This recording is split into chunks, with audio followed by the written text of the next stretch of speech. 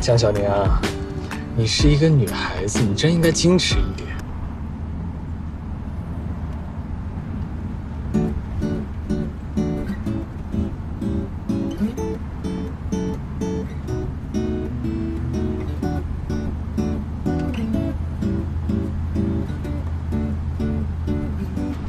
你都看了我半天了，老板，你有没有觉得我们是绝配啊？你放电，我不怕疼，没有谁比我更适合跟你在一起了。你还好吗？还好啊。那我可以继续吗？继续什么？表白呀！江小宁啊，你是一个女孩子，你真应该矜持一点。你这是什么表情啊？你到底愿不愿意？你别光笑，你到底愿不愿意？愿意，愿意。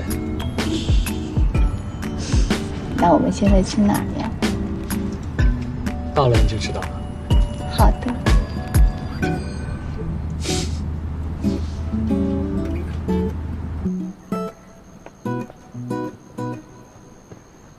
老爸，这么晚了还在大学校园里，该不会是想让我陪你来一个校园恋情吧？你说你脑子每天都在想什么啊？你呀、来，看看这个。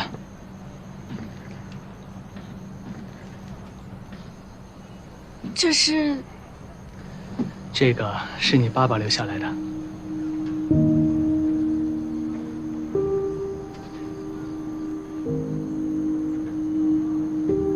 那你怎么知道他在这儿啊？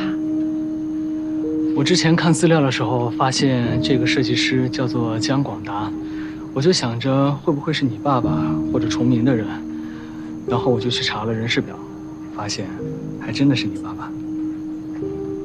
我们公司会负责这里新项目的设计，如果你参与进来的话，这个上面也会刻上你的名字，到时候你的名字会和你爸爸的名字刻在一起，就当做送你的礼物了。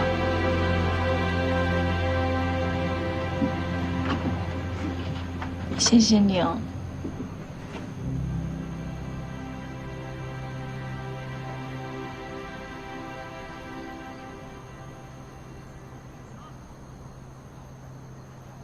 打个戏的，几点了？在这搂搂抱抱的。快跑啊！啊，走！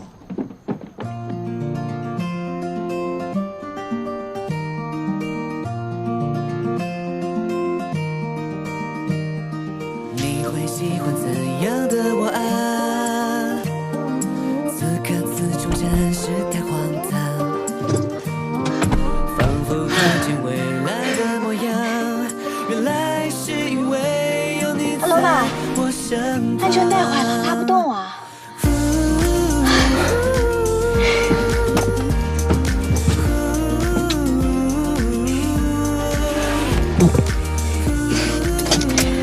谁教你的？妍妍姐教的。